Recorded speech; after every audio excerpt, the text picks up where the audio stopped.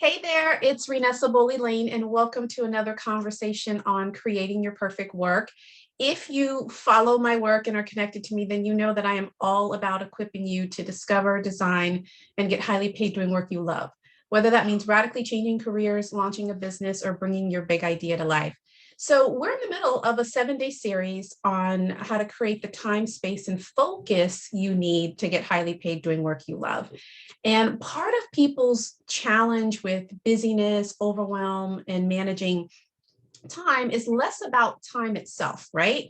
It's about the conflicts that we have around how we choose to spend our time. And in one of the conversations in our series, we talk about choices. We talk all about choices and what that means and how critical it is for you to be able to create the time, space, and focus that you need. In this conversation, however, we hope to give you permission to make the choices that you want, not the choices that you feel compelled to make, right? And so, I mean, think about it, right? How can you even begin to create more time, space, and focus for something if there's this internal tug of war about whether or not you even want that something? Like, do you want that career path? Do you want that business? Do you want that mission? Do you want to make that sacrifice? Do you want to go about that dream in that way, right? And so when you're not clear about those answers, your efforts end up being counterproductive. And that's a colossal waste of time, which is a complete, like, it's the antithesis of what we're talking about here, right? So to avoid that, we have to do what today's guest calls rethinking. And so this awesome woman who's sharing the screen with me is none other than Eleanor Tweddell. Did I say your last name correctly? I didn't even ask. Is that correct? Yes, you did, and it's Okay. amazing because nobody ever does. So yes. Yep, and I should have thought. Usually, I'm really good about let me make sure I get the names right. And I was like, I didn't ask her name, but I'm rolling with it. So awesome. Yes. So this is Eleanor Tweddell. She's beautiful, beautiful smile, all of that. She is the founder of Another Door, and she helps people to rethink their work and see change at work as an opportunity to upgrade. She's also the author of a book titled Why Losing Your Job Could Be the Best Thing That Ever Happened to You. And so there's a lot of you listening in who I know at some point in time, whether it was outsourcing or restructuring or whatever, you've had the experience and perhaps are on the other side of recognizing, wow, there was really a gift and blessing in that. And Eleanor writes a whole book about that.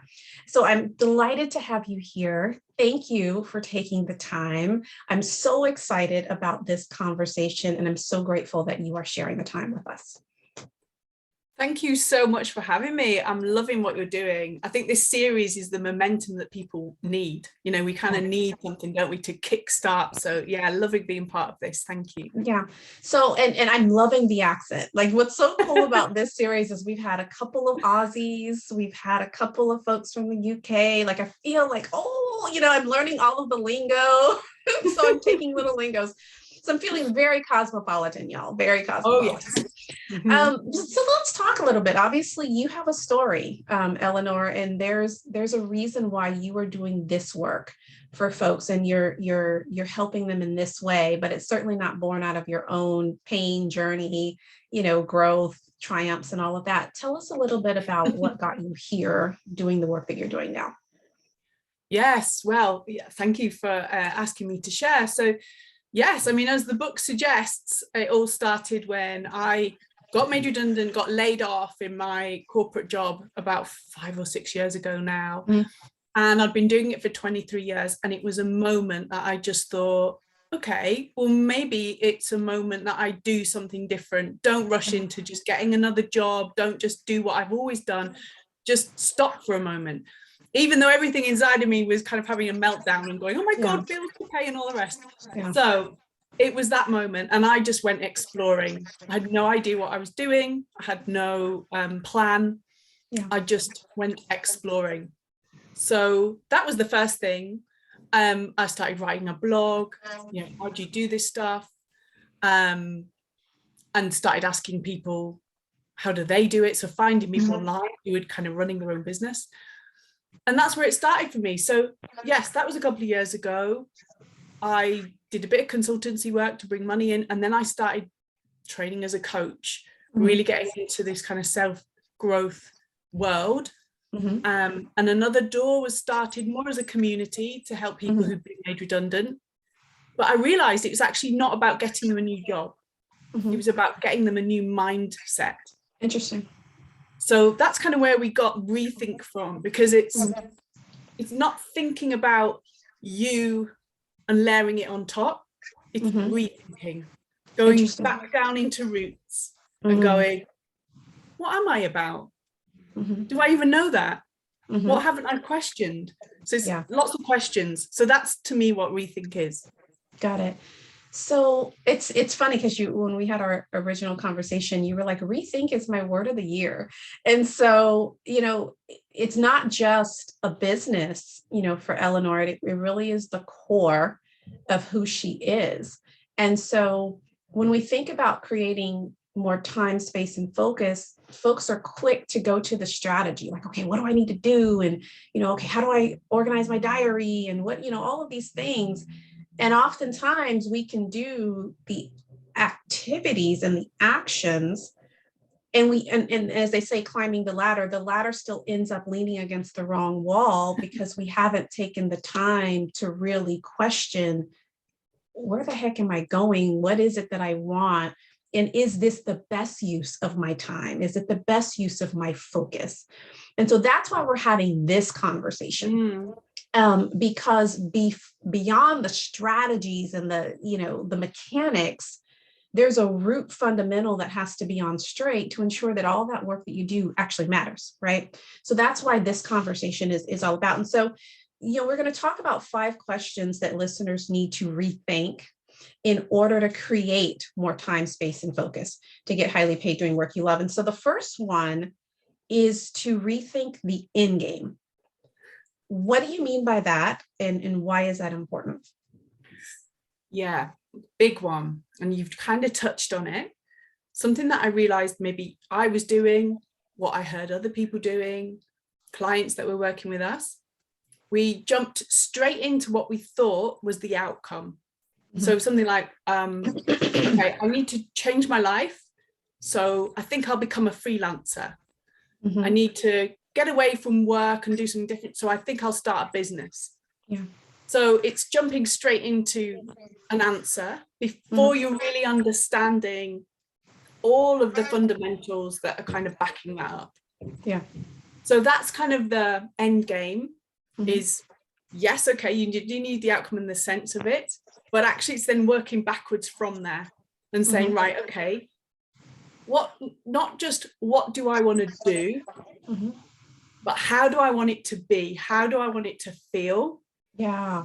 And really kind of exploring that within the whole concept that we've kind of talked about before, which I call the perfect tomorrow.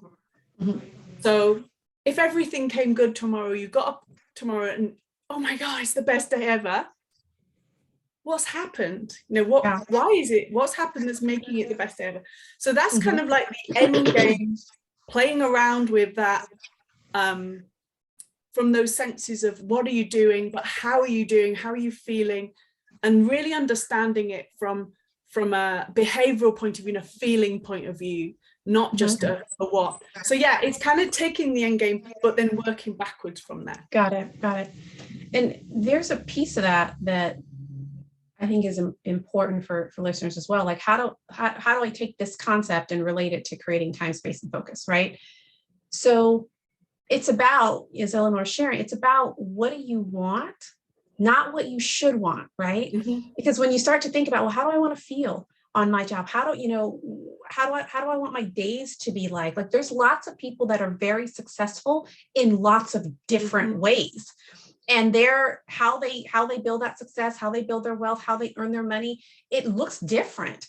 But how they live their lives also looks different. And so there are folks literally who are time and location independent. They're off in Bali somewhere with a laptop and they are making their 6 figures or whatever. And they're living their life and they're having a really adventurous, experience as they're doing their perfect work. And then other people are, they're closing deals and they're, in the hustle and bustle of whatever.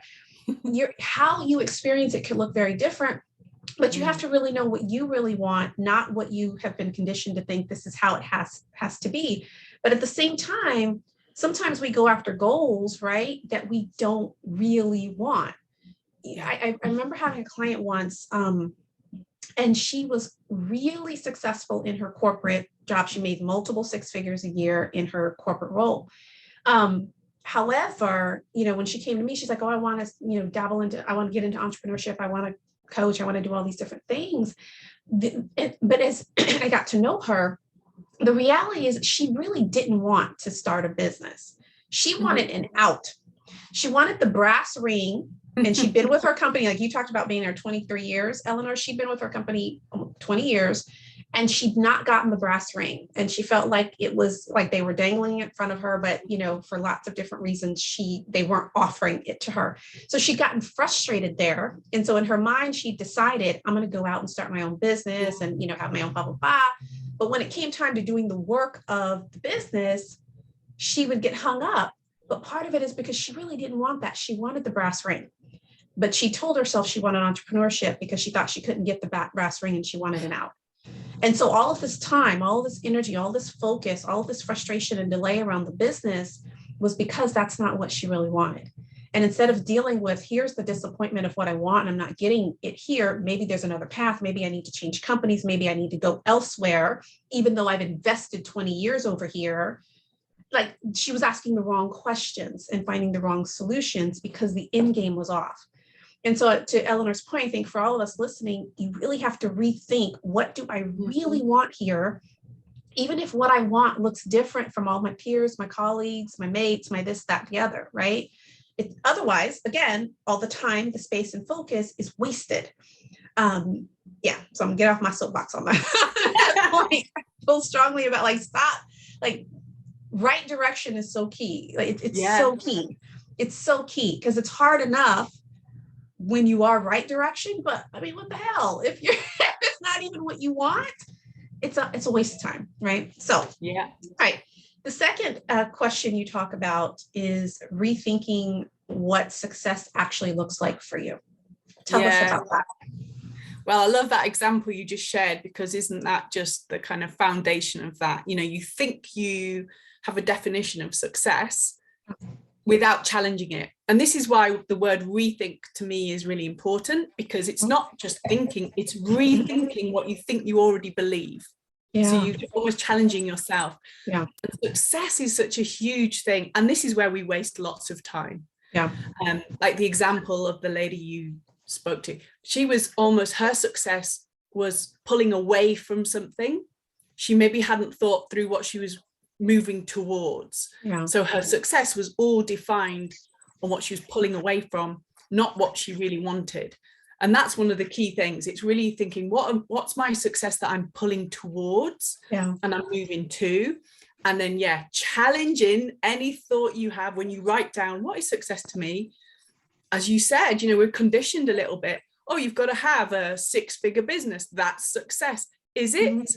Do you know how much effort that takes, despite what they say on the YouTube things? What those people have done in the background, the sacrifices they've made, the different decisions, what they've had to do to get there. You might not want to do that. You might not be that person to do that. So I say success is really getting to know yourself through a completely different lens, a new you, who is new me, and what money do I need for me to be happy? How do I want to live? What's my time goals? That's a really good one. How do I want to spend my time is really key. And then what are you willing to compromise and not risk, but what's your sort of negotiation parts that will get you into that space? And that's why I think, really challenge yourself on success, because it's not always about overnight success in money terms or growth terms. It's about your lifestyle and how you want to live. So that would be my sort of challenge to people having to think about what to do next. I love how you kind of articulated that, because it's really true. Success isn't just about the money, and I'm all about getting highly paid doing work you love. I'm very unapologetic about that, right? But that's not just it. And we have the show here, the Shark Tank, in the US. Yeah. It probably plays in the UK as well. But I remember seeing the Shark Tank once, watching it. And I love seeing the entrepreneurs that are on there because, again, they're so brilliant in what they do. But they talked about, like, people look at them and it's like, oh, Mark Cuban or this person or that person, and they're in awe of what they've done, and they want to be like them and blah blah blah. And I remember the panel was just kind of sitting on, they were doing outtakes, and they were talking about how much they work. Like, they're like, y'all think this is, and so they started to just really break down literally how much they give themselves to their work. And it's not good or bad. There's no judgment there. But the reality is that you must decide, is that how I want to be, right? Mm-hmm. Do I want a complex empire? Do I want a lean business, that's really streamlined with an assistant and a couple other folks? Do I want all that complexity in the corporate space? Do I want to be this manager that's responsible for this entire department, this whole business unit? Do I want to be an individual contributor who just really has a specialized niche and I am the go-to person for that? Why? Because the complexity is different.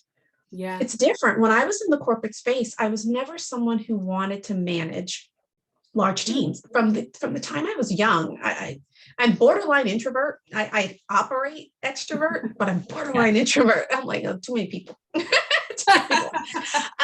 But so I knew, like, when I thought about my, you have your performance reviews and all of that with your managers. So I knew that I didn't, the path up a certain way. I was like, don't want any of that. I don't want to be supervised. I don't want any of that.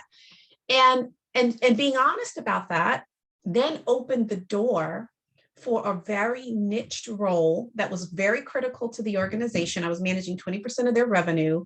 But it was a pathway up to seniority without all of the extra of now I have to figure out how to manage and learn. So I say all that to say that when you understand what success looks like for you, as Eleanor is talking about it, then once you're honest about that, then you get to figure out what needs to happen in order for that vision to be true for me.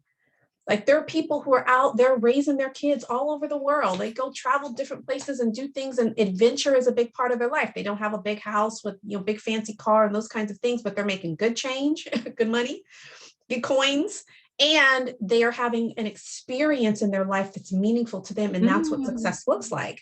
But they couldn't have both of those. They couldn't have both of those.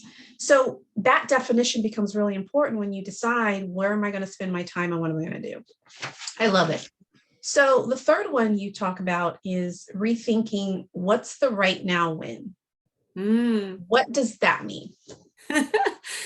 So it's one of my things I was interested in when I was working with people. I noticed, and it's a little bit like what we've been talking about, goal setting, and then we can't almost be happy or celebrate until we get to that point.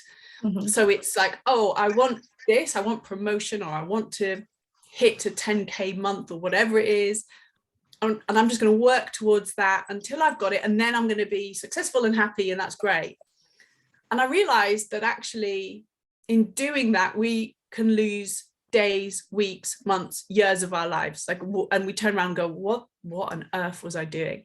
So it's breaking that up a little bit, rethinking that actually every single day you've got is a stepping stone towards something you might be going to, but what are you actually just needing today? So needs and wants are very different. I always say to people, it's just how I get people to think, but I say, think about your long-term wants, but think about your short-term needs. And it could be health, wealth, what do you need around you? Where's the laughter coming from? Where's the smiles? Where's the bit of self-care? All of that stuff.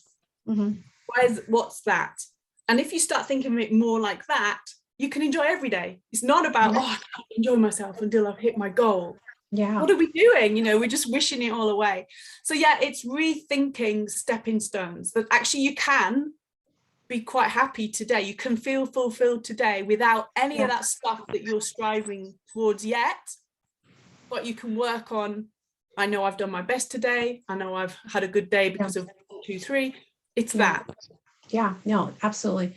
It's interesting. It reminds me of a story when we're talking about right now when, like, I think as high achieving women, and a lot of y'all are listening in, we can make these astronomical goals, right? Because a lot of times you're raised to think, I can be anything I want to be, blah, blah, blah, me too, whatever, right? Yeah.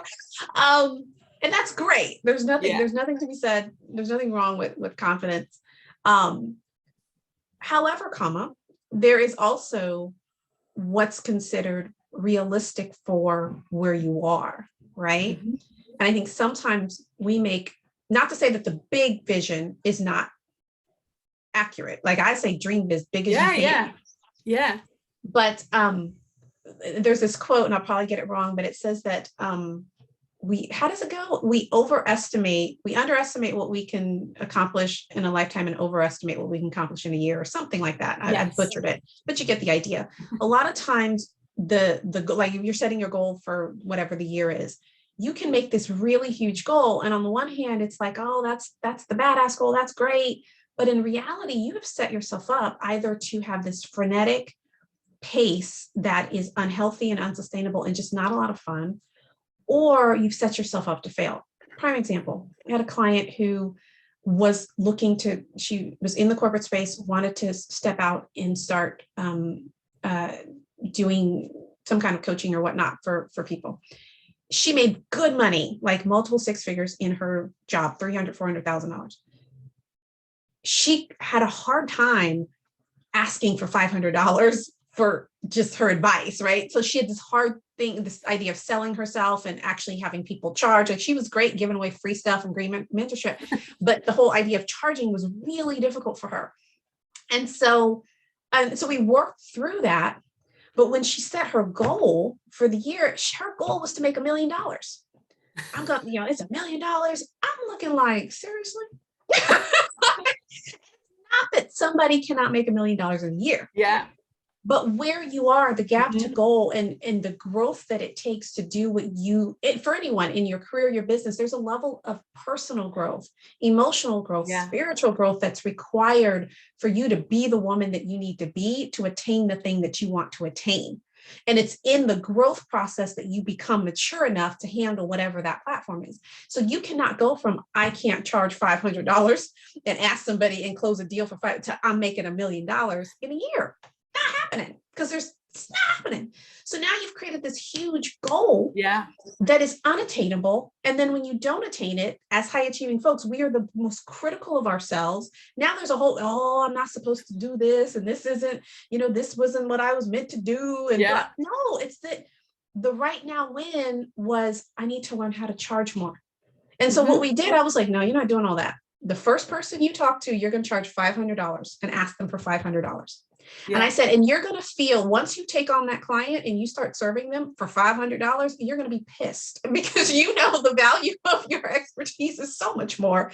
And so therefore you won't stand for asking that and then the next person you close, you're going to charge them $750. And the next person you're going to go to $1,000. Next person, we're going to go $1,300. Next person, we're going to ratchet it up so that you can build your confidence and build the win, but it's still attainable, right? So she did it, I think, twice.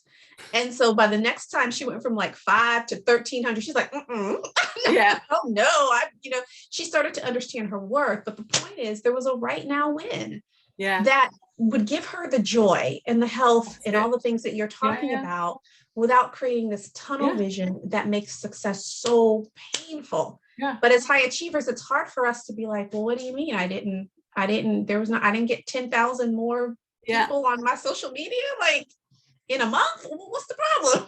So that's it. Yeah, you're so right about that. The next point you talk about is rethinking what you really need for the goal or vision that you have. And that's an important question. Tell us about that.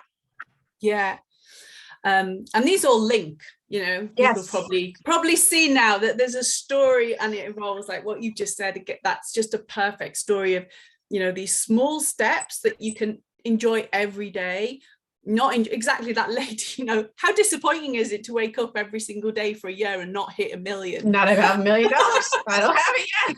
Oh, I'm a failure. Oh, I'm a failure. No, it's exhausting. So that's exactly it. These steps that you describe, absolutely brilliant. But the next layer is this need. We sort of touched on it, but really think deep about need, because I think we disregard it. And it is about getting to know yourself in a whole different way. Some people are really good and self-aware of it, and other people aren't. So like what you said, you can be earning lots of money. Of course you can, but at what cost? Yeah. What are you doing to get that goal in? So is it that you need lots of people around you to really feel good and buzz and that'll propel you? Do you need a, like Napoleon Hill's council? Do you need to summon in a council to get you to that space? Do you need maybe healthy or well-being stuff around you to get you in that space? So its needs are really important. I call them like foundations. It's like what we talked about at the beginning, real rooting stuff. Because if you're just building off the back of something a little bit more artificial or driven, then that's where you get burnout. That's where you get exhaustion, because you haven't got any mechanisms that's stopping you and it gets too much. So you're going to be pushing and pushing because you think, well, I have to keep going, but you haven't done your need blocks, your foundational blocks that you are not going to compromise, that you can build on. So I kind of see it as, building a house, build those foundations that you never compromise, and you will be, you'll be fine. You'll keep yourself in a well space. You won't burn out. You won't get stressed with this all, or if you have a bad day, it's fine. That you know what to do with it. So that's the sort of need blocks. The rethinking needs are actually foundational, and it's almost the way that you get through a bad day, because of course you're going to have bad days. Of course you are. Whatever you're doing, you're going to have a bad day. So your need block is going to help you to reset and go again. Yeah. And I think oftentimes we don't think about what's the support that we need around us in order to be able to buffer into, doing great work. And as you were talking, this other angle kind of came to mind, like, especially when it comes to where you spend your time and where you focus, right? Yeah. The mistake that a lot of us make is that we take on all kinds of things, like, let's say, that's why the first rethink, what do you really want, becomes important, because if you know what you really want, there's only certain things that are required for what you really want, right? So let's say you're in a job and career, and you want to make a shift. Let's say you're in a role wherever, and maybe you want to move into a diversity and inclusion role, or whatever the pivot happens to be, right? Well, there's certain either skill sets that you need, there's certain exposure and visibility that you might need in order to round out your qualification. That's a need. So once you know what that is, that's a real foundation. You say yes to those opportunities. And no to every other opportunity that gets piled onto you that is not going to get you where you want to go. And we tend to have this not shiny object syndrome, but we tend to have, we think up is always better. So if I get promoted, then that's better. Well, it's not better if you're getting promoted in a vertical that has nothing to do with where you want to go. That's actually a really bad thing, right? And so once you know, I need this visibility, I need to have this skill set, or I need to get exposed to this kind of customer or client, then you only make decisions with your time and with your focus that are going to support where you say you want. You're not going to just take on this, I'm going to be a part of this high performing focus group at work just because it looks good. Oftentimes we'll do things because it looks good. And now there's all this responsibility and obligation that's on your plate to look good for a direction that you don't want to go. Yeah. If you're deciding that you're going to do a side hustle and you're going to start a business, or you're going to, launch a mission, what does that mean? There's certain things you need to learn, certain things you need to have in place around that such that, okay, I'm not going to be taking on all this other extra stuff that just makes me feel like I'm that much more awesome when it doesn't give you the bandwidth to build the thing that you want to build. Yeah. Entrepreneurs, we screw this up all the time. Like you're starting your business and you see some advertisement about this great funnel that you need to learn how to do for your business. And so you spend all this money learning this funnel, when in actuality, for the business that you want to build, maybe you need to learn email marketing, or maybe you need to learn, whatever. When I started my business, I started doing TV work, like publicity work. And I did it because I wanted to get some level of, because if as seen on, this show kind of gives you credibility. Yeah. And I think it was a wise decision in the beginning, because coaches are a dime a dozen and, blah, blah, blah. And so having some level of credibility helps. And so in the beginning, it was great. I hired someone to teach me how to get on television, and I just kind of go around the country wherever I happen to be traveling anyway. And I'd speak, and I'd have, and I had these little, segments, whatever. Great. But it didn't make sense moving forward to continue that strategy, because television and media has a certain value. The value isn't always about client generation. If you're selling a product like a plumbing product or something, get in front of millions of people and they'll buy your product. If you're doing what I do, it gives me credibility. It's not a lead generator. So I had to understand for the business that I wanted to build, it doesn't bring in customers. It just brings in feel good and pats and ego thing, which is fine. But I had to understand, what do I really need to get what I want? And figuring out how to master TV wasn't one of them, because it didn't bring in business. It did its thing.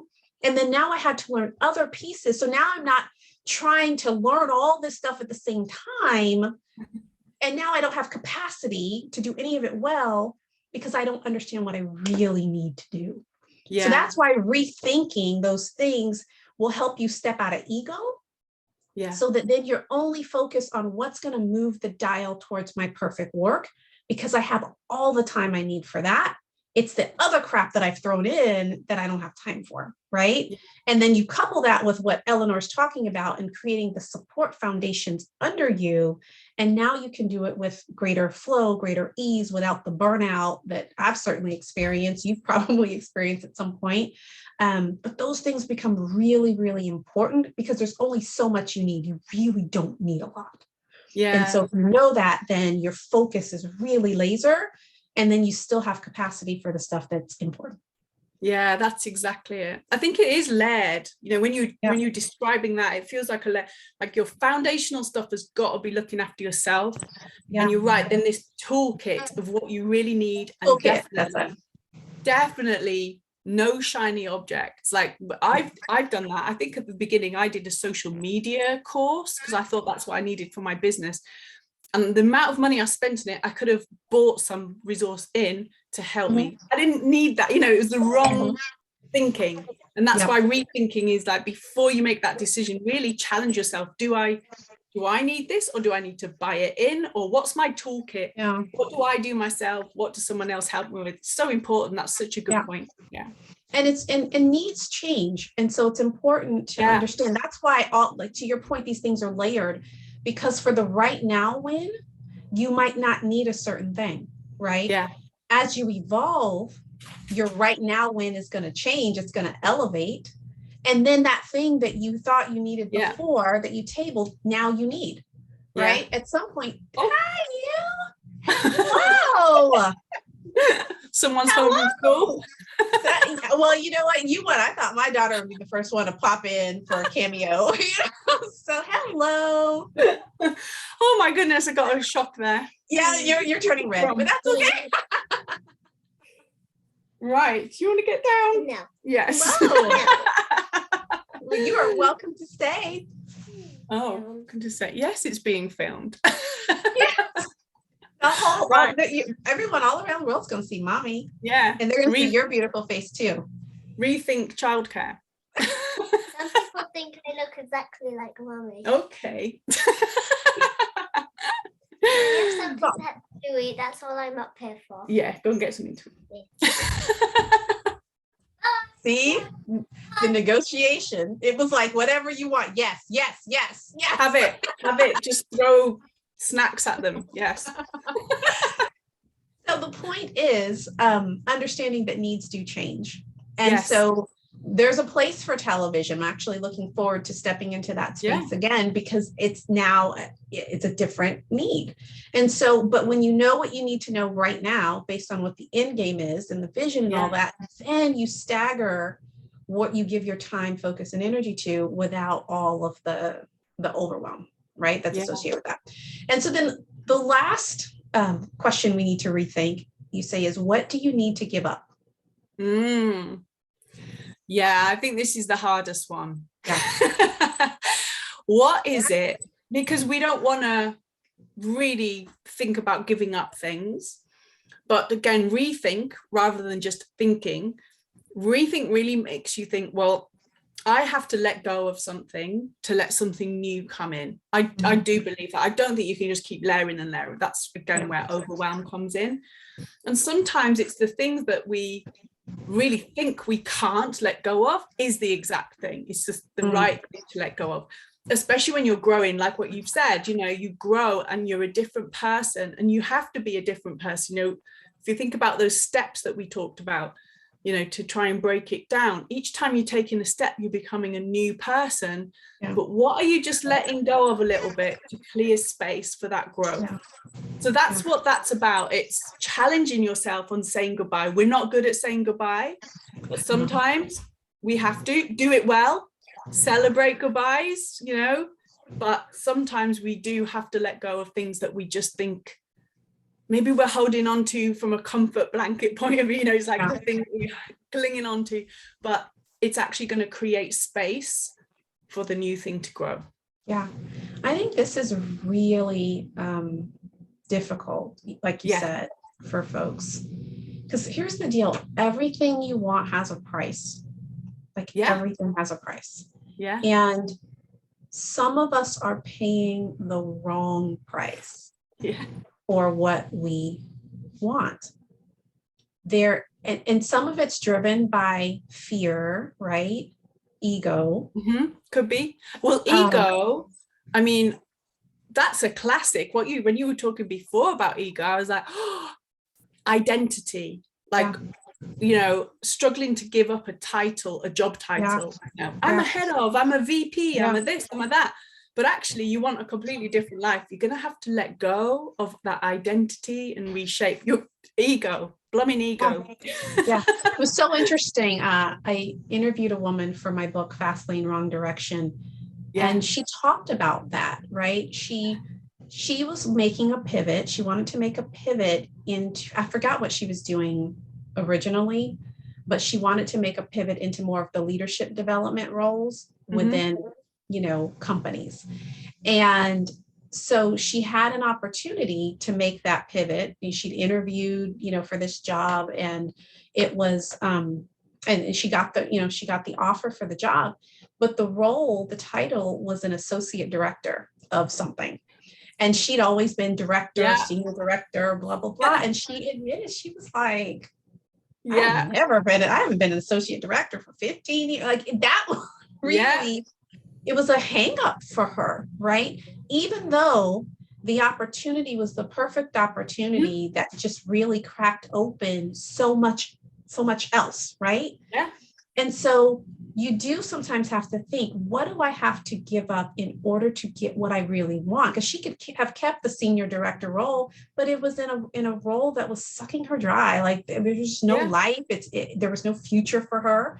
And so those are things you got to think about. And sometimes what you give up is good stuff. I think I shared this story in one of the other conversations in our series about a client, an amazing woman who wanted to create this nonprofit to help foster girls who were, girls who were exiting the foster care system. She wanted to set them up for career and life success, teaching them how to budget, manage their money, get good jobs, blah, blah, blah. It was such it is a beautiful dream. And she'd had that dream for 30 years. Like it's been on her heart to do for years. And but what stood in her way was that she had these these obligations to her church and to other volunteer spaces. And again, it wasn't cupcakes and, raffle tickets kind of, like she was raising money for them. Like she had all this professional skill set she was dedicating in this space. It was a good thing. And yet that thing was the thing that filled up so much of her time that she couldn't execute on the strategies that we put in place for her to launch the dream. Yeah. And so for some of us, she's paying a price of, I have all this stuff I need to do for, blah, blah, blah. That's not the price to pay. Yeah. Some of us we're working too hard in our jobs. We're over delivering because we feel like we have to. That's not the price anybody asked you to pay. Yeah. And so because you're over delivering over here, there's no bandwidth to create the opportunity that you really want. You're paying the wrong price, in terms of time and focus. And so we've got to be really, really clear about what am I willing, what do I need to give up? Because what I'm willing to give up and what I need to give up, two different things, right? Oh God, completely. So what do I need to give up? And then I have to work out, am I willing? If I'm not, I gotta work that out, because that's the one thing that could be standing between you and getting highly paid doing work that you love, or getting the mission out there and making a difference in the lives of people that you really, feel like you're called to serve. I need to take a breath, because these are all so amazing. I love that. I mean, it's, in summary, you've got to be in a space that you're going to do what it takes, but in your way. That's it, isn't it? That's the whole point. And you're right. If you're not willing to give up something or to reshape and change, you just want everything laid on top. Well, of course it's going to be hard. Mm-hmm. So such a good point. It's the hardest point, but it's the most important point. Yeah. and it's not just physical. Like, that's a really important point. Actually, when you were speaking, I was thinking, yes, good point. Because I think sometimes we think it's a physical thing. Oh, I won't attend that meeting anymore. Yeah. But sometimes it's mentally giving up something. I'm not going to be the big ego anymore. I'm going to work on that and let go, because something else will come in, which is much better. What I want. Yeah. And what's important to understand is this is it's constant. It's a constant rethinking and revisiting. Yeah. Because at every stage of, whether it's your business that you want to build, or at every stage of your career, or every stage of, the nonprofit that you're creating, whatever, I do it. I'm in the midst of doing it. I'm sitting and rethinking about what's working here, what's not. How do I feel about this? Because for me, I don't know about you, Eleanor, but for me, the success is not just in, did I achieve the goal? Did I hit the goal? It's how do I feel in the journey? Because there's a lot of time that elapses between the idea and the fulfillment of that idea. And every day you got to live with that, right? Yeah. Like, how do I feel this morning? Like, how does my body feel? Am I excited? Am I dreading this? Am I anxious about this? Like, how I feel and how I experience the journey is equally as important to me as the achievement itself. And so there's been a lot of rethinking around, am I doing this the best way for me? Do I like this? Do I like this? I love my clients. I love the results they get. I love all of that. But how am I feeling about this process? And so I say that because I don't want you folks to think, they've arrived. No, it's a constant evolving. So when I had the conversation with Eleanor, and she told me, because I reached out to her for almost a slightly different reason.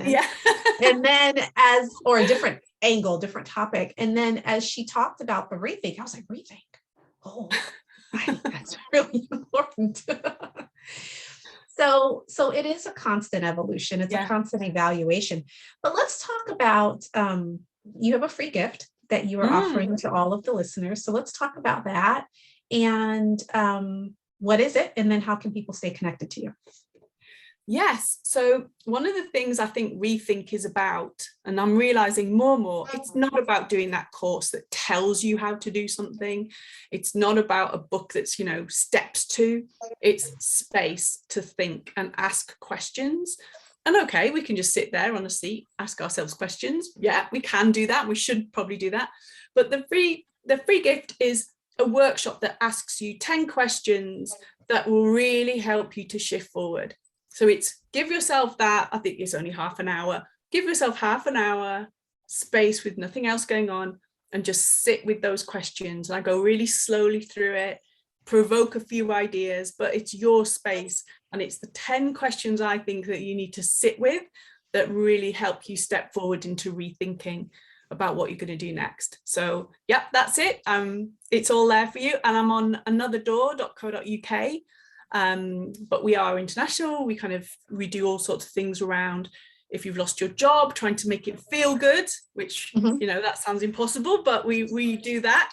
And we help you with this rethinking. So questions and provoking, that's my thing. I try and get people to think differently about something, disrupt what they're thinking. So that's what it's all about. Excellent. So it's really cool how this ties in, because in the conversation that we had with Donna McGeorge, part of that conversation was about creating thinking space and how critical it is to actually create thinking space in your schedule to then free up, so you can find out where you need to free up time and so on and so forth. And so the challenge is, okay, now I've created this thinking space. What do I think about? You know? Yes, exactly. I'm sitting here.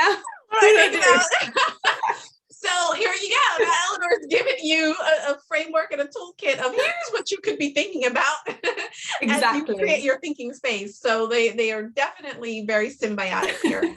But somewhere on this page, you're going to see the link to Eleanor's free gift. So please click on that, enter your name and your email address. That will put you on her email list and allow you to stay connected to her, follow her as new content comes out and just new value is produced. And I'm delighted. I'm so excited that you have taken the time. It's been such an enriching conversation, and I greatly appreciate you for putting your gift out into the world and making a difference in the way that you do. And so with that said, I think on behalf of Eleanor and myself, I just want to wish you all well to your success and happiness, and we will see you all the next time. Bye-bye.